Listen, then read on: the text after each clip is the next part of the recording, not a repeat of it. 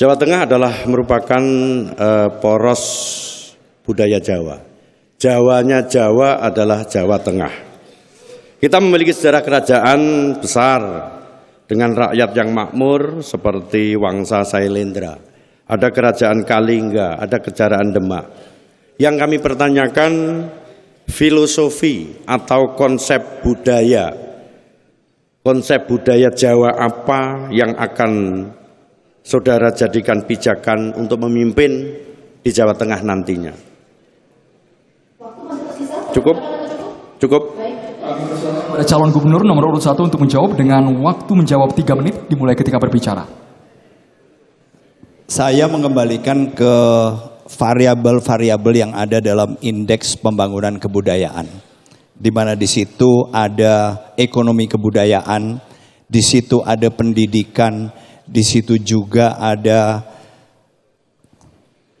objek wisata atau warisan budaya, di situ ada juga ekspresi budaya, di situ juga ada budaya literasi dan gender.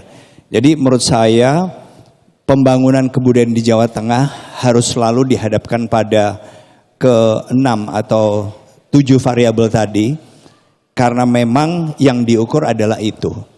Jadi apakah kita memilih satu atau memberikan kesempatan kepada seluruh budaya yang ada di Jawa Tengah ini untuk berkembang.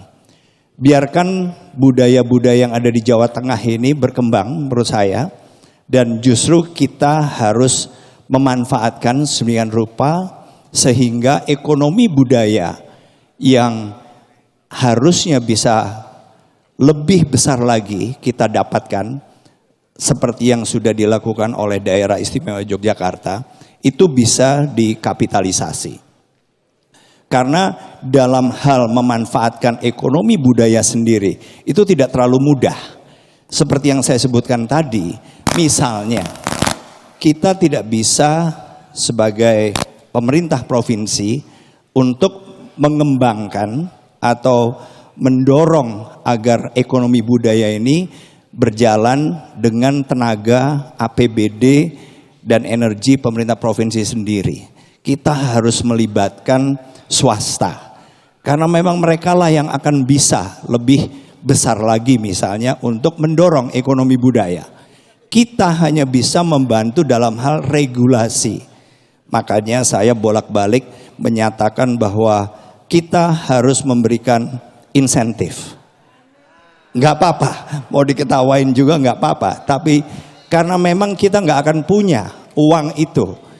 Pemerintah provinsi tidak akan memiliki APBD yang cukup untuk mendorong. Kita hanya bisa memberikan dorongan dalam bentuk berbagai regulasi, sehingga akhirnya swasta yang akan mengembangkan.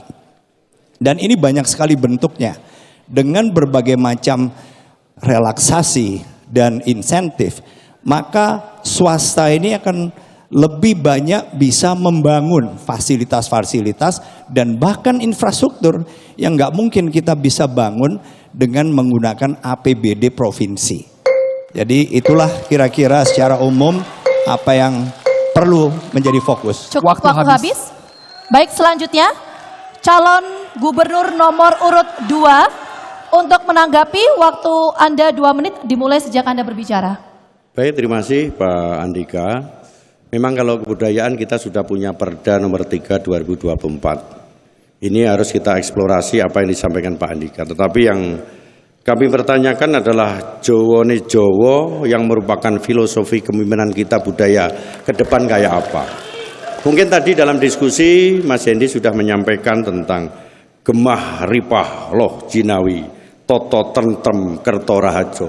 Ini harus falsafah Jawa yang harus kita pundi-pundi, di mana kita akan menjaga kondisi Jawa Tengah yang subur makmur, seperti lagunya Gus Plus, batu tanaman pun akan jadi subur. Kemudian kita akan mewujudkan masyarakat yang tertib, tentrem, gotong royong, serta toleran sejahtera dalam segala hal.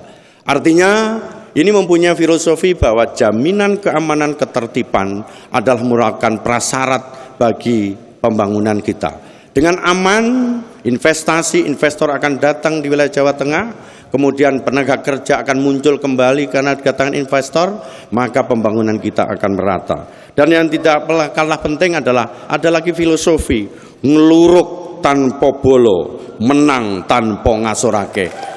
Filosofi ini kita harus bersikap satria, artinya menyelesaikan masalah dengan bertanggung jawab untuk saling menghormati meskipun kita mempunyai suatu perbedaan. Inilah filosofi Jawa yang membuat Jawa lebih baik. Ada hal yang mungkin lebih krusial, bahwa di tempat kita masih banyak adanya suatu dikotomi.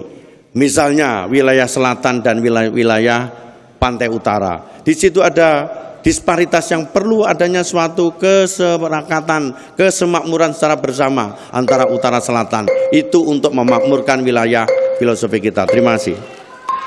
Kami persilakan calon gubernur nomor urut 1 untuk memberikan tanggapan balik dengan waktu 2 menit, dihitung ketika Bapak berbicara. Silakan. Ya, menurut saya Mas Lutfi bisa menggunakan filosofi itu dan nggak akan ada yang menyalahkan, karena memang itu adalah salah satu dari sekian banyak filosofi yang mungkin dikenal oleh masyarakat Jawa Tengah. Tapi saya tadi pun hanya menjawab dengan pendekatan yang bisa diukur. Karena memang dalam hal kebudayaan, apapun filosofinya, ujung-ujungnya kita akan diukur. Dan kebetulan prestasi Jawa Tengah ini lumayan. Kita nomor urut keempat secara nasional setelah setelah Bali, daerah istimewa Yogyakarta, dan Bengkulu. Jadi menurut saya kita harus juga bisa menjelaskan bagaimana ekonomi budayanya, bagaimana pendidikannya, dan itu juga merupakan bagian dari pembangunan kebudayaan, apapun filosofinya. Demikian juga misalnya ekspresi budaya, ketahanan sosial budaya, juga budaya literasi.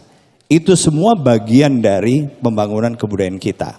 Dan kita harus bisa meningkatkan atau bahkan mengukur apakah kita punya kemajuan atau tidak di masing-masing variabel itu. Oleh karena itu saya memilih bagaimana kita bisa mengejar ketertinggalan kita dari misalnya daerah istimewa Yogyakarta, di mana variabel yang sangat menonjol justru di ekonomi budaya. Kita setengah, kurang dari setengah apa yang bisa dikapitalisasi oleh daerah istimewa Yogyakarta dalam hal generate atau menghasilkan ekonomi yang lebih besar dari yang mampu dilakukan Jawa Tengah selama ini. Baik, selanjutnya calon gubernur nomor urut 1 bertanya kepada calon gubernur nomor urut